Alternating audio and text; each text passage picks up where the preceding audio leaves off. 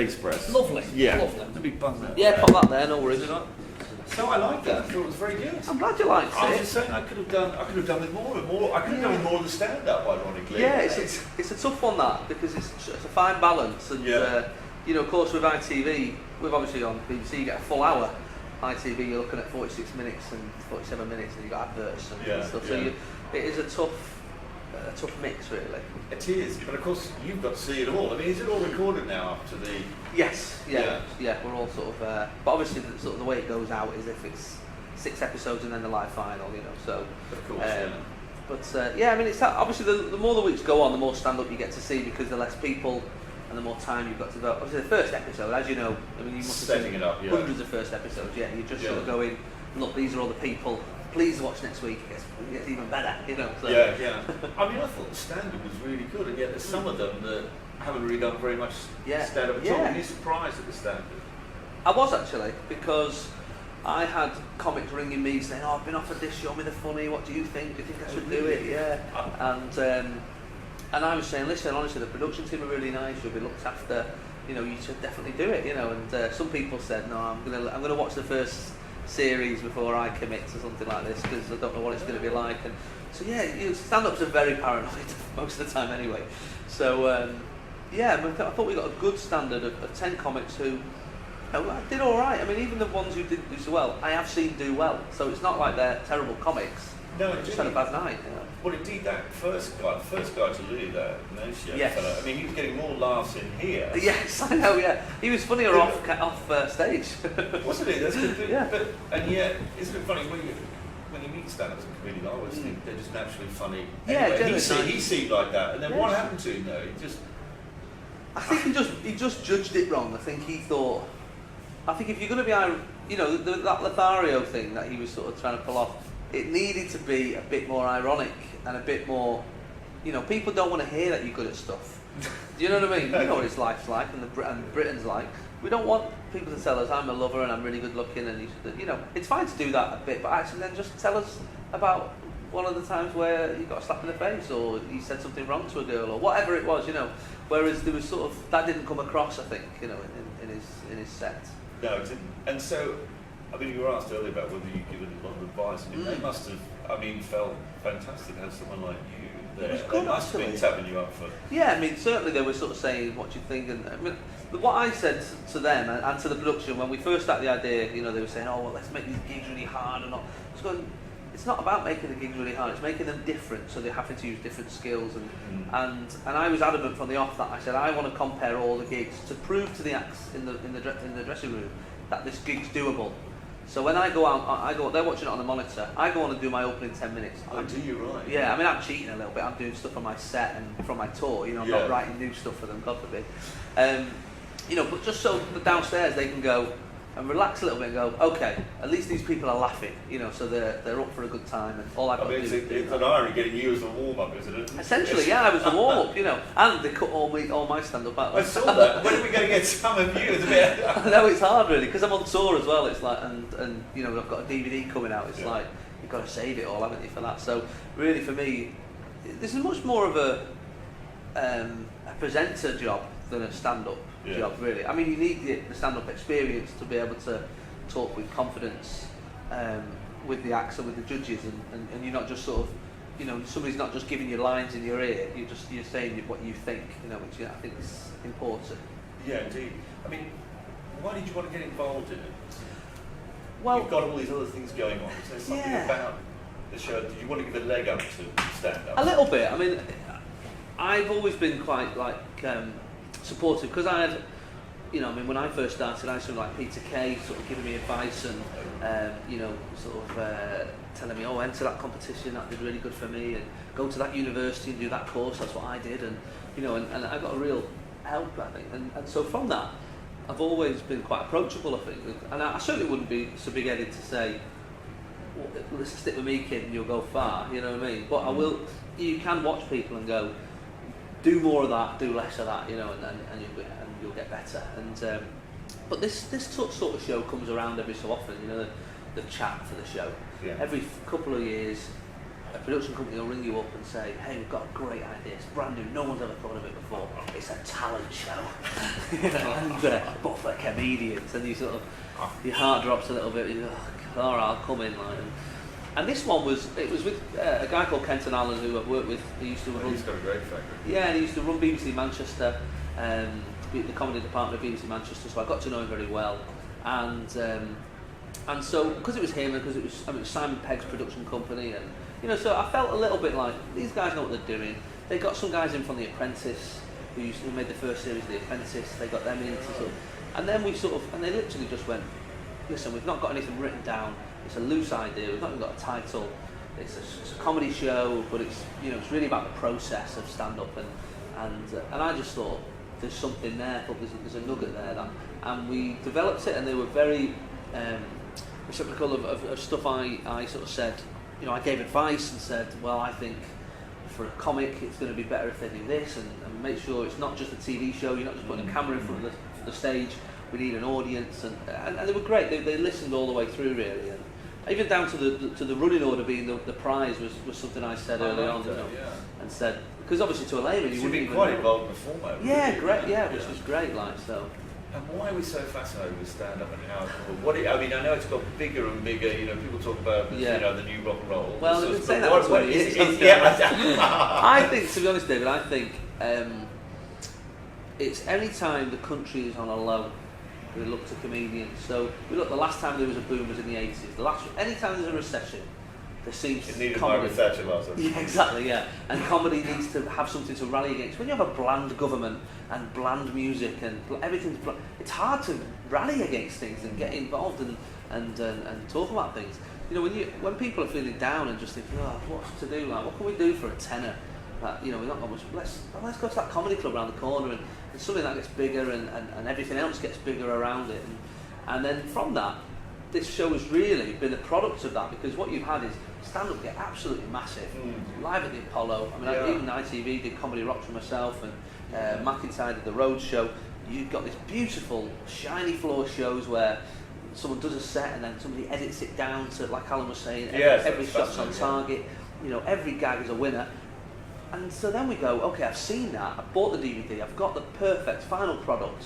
But how did you get there? And then this show really is a sort of a step back where you go, well, let's have a look at the next rung of the ladder of those comics who you don't know, and let's see the process. And there are lots of them, aren't there? Yeah, there are thousands. They're keeping the comedy circuit going.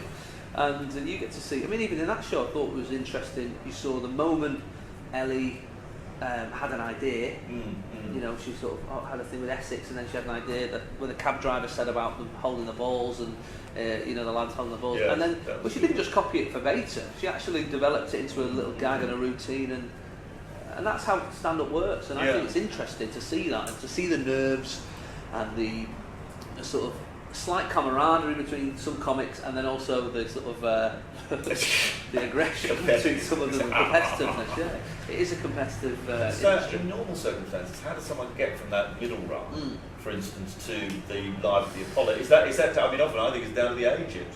Yeah, there's certainly. If the agent gets spotted by the right, there are about two agencies, aren't there? Really? Yeah, an agent does the job, but to get an agent, you've got to do the work in the first place and do the gigs, and it's really about getting the stage time, gigging, feeling like you've done the rough gigs or the lovely gigs and the nice gigs. You get on. It's essential. I used to spend every Monday on the phone, just ringing people up, like from 9 o'clock to 6 o'clock, and just comedy clubs and promoters, and just saying, give me a gig, can I have a gig, can I have a gig?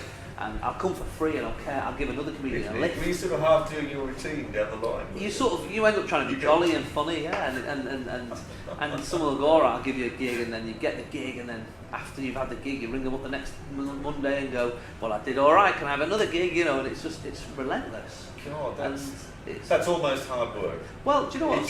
Funny enough, Can it be hard work? It can be, because it's hard. Imagine getting rejected more than being accepted every day. And Peter Kay gave me a massive bit of advice early on. He said to me, how much do you think a comedian works a week? And I said, well, 20 minutes on a Friday night, 20 minutes on a Saturday night. He said, well, I used to work in I think he worked in like a toilet roll factory or something. He said, I used to work 35 to 45 hours a week. He says, and that's how much I work as a comic. I get up at 9, I go in the office and I write all day. And when he was ringing people up for gigs himself, and you have to treat it like a full-time job. You can't rest on your laurels and go. So how many hours would you do a week? So you would spend. I mean, obviously now it's different. A bit different. But at that point, that sort of mid-career. And when you're first starting out, you've got to buy every newspaper in the morning, and obviously 2 copies of yours. And you buy every copy of the newspapers and magazines, and you spend just days just going through them. And of course, once one day's over, I mean, sometimes you write stuff. You could be writing for 5 days and not write one joke. Gosh, so it's quite a challenge for them, isn't it? You only really give it a day. Is it literally a day? It's literally a day. I mean, I used to on the show. Does the material get worse as the series go on? I mean, or do the performances get better with it? Or every so often, you just someone would have a little nugget of a great gag, and obviously, I mean, I'd struggle with this show. I mean, I would have done it if it was for grabs when I first started. Yeah. But I would have struggled in certain circumstances because I'm one of those comics who has an idea, then goes on stage 15 times and tries it out as an idea, and then just the pressure of being on stage and the adrenaline of being on stage, your brain just goes, let's say this, and gradually you work out what's funny and what's not. Yeah. Some comics can just sit down and go, okay, that's funny. Gee. Okay, that's funny. So you're literally funnier then when you're on the stage doing the routine. Than you are in your own head when you're writing. Oh, big time. Really, that's interesting. Yeah, so I mean, sometimes you'll have a little idea, and sometimes other people tell you that's funny. Someone was telling me the other day, they said, when we were at uni, we got burgled that time, and I was like, oh yeah, that wasn't that funny. He went, yeah, but do you remember the burglars were nervous, and I came downstairs in my boxer shorts, and there's 2 burglars were in balaclavas, and one of them said. There was like a silence, and it was like, who's going to break the silence? Because someone's going to die here. And I know, and you think this can't be funny. And then one of the burglars said, "Can we borrow some milk?" It was like he just panicked. Yeah, he panicked. But we're not actually burgling. Yeah, and I said, "Oh, it's in the fridge," like because I panicked as well. And so there's moments like that where you sort of go, "Oh, that's a funny moment," and then you tell it on stage, and the audience sort of chuckle, and then because you're on stage and they've laughed, it gives you the confidence then to go. Go on, then this happened, and then you start adding things and making things up, and around that one moment then becomes 10 minutes, So. But and also, was there any point where you thought you would say to one of these people, "I think you should give up"? Because No, never. I would never say that to a comic. Really, even if 20 years they're just getting nervous, really. Not at all. I mean, what's interesting is. The sort of ratio is roughly about 10 to 1 male to female on the circuit. And in the show we're sort of 10 to 2, so we're actually above the ratio, or 8 to 2, sorry, in there. Yeah. And but what's interesting, I think, is that there's less bad female comics on the circuit than there is male comics on the circuit. So obviously there's a lot more males, but with women they know when they're not good at something. So a woman does something, it's not good, she doesn't do it again. Yeah. She thinks, I'm not good at that, so and I didn't like it. Blokes. Just go on and on. See a bloke down on his arse, and afterwards he goes, I think the lighting was wrong. It must have been the lighting, and he comes up. So you end up with a lot of people who are still doing stand-up who shouldn't be. But I would never. Oh, okay.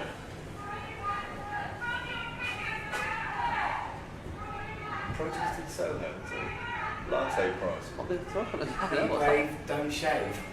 Be brave, don't shave. Yeah, is it down below? Be right. The book. No, definitely. Want to get the right. That's a real story. Oh yeah. What are you wasting your time in here for? Get out there. Do some proper work. Yeah, I would never tell a comic. That's interesting. No. But is it? Do you think that it's so subjective, comedy? I mean, well, of course. So some people think Michael McIntyre's a genius. Other think he's terrible. Stuart Lee's a second coming. And other people think he's boring. So. Yeah, absolutely. So in a sense, you're saying everybody can find their audience. Yeah, even if it's just you met one of your mates. Yeah. Your dad thinks you're funny. Hey, what's your Facebook following? Yeah. Well, very good. Well, good luck with it. I mean, thanks very much. I'm glad you liked it. I think it's good. I was a little bit. I'm a bit wary that it's going on Monday night. But I don't think that matters. Would you prefer the Saturday night? No, I'm much more. Is it a Saturday night show? I think if you think of The Apprentice, midweek Wednesday. Yeah. I think it's that sort of show. I don't think it's a big shiny floor it's Saturday night, it's showtime. You know, it's not that, is it? You don't think it is? I don't think so. I'm hoping it's a Monday night, Tuesday night water cooler job, really.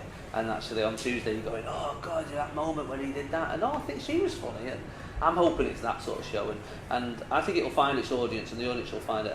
I can't think of any comic who won't watch it. I think every comic will be watching it going, oh my God. And some comics, I'm hoping out of every 100 people who are thinking about trying stand-up, it puts 75 of them off. But actually spurs 25 of them on.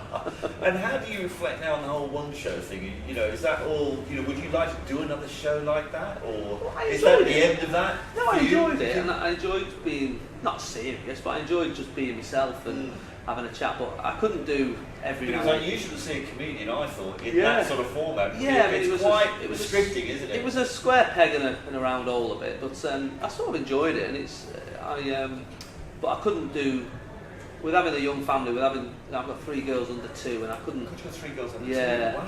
And you know, at the time I sort of went, oh yeah, I'll do that, and then afterwards it was just like, how the hell am I gonna do that? I was away, you know, you're away from home 6 days a week. You know, and it was.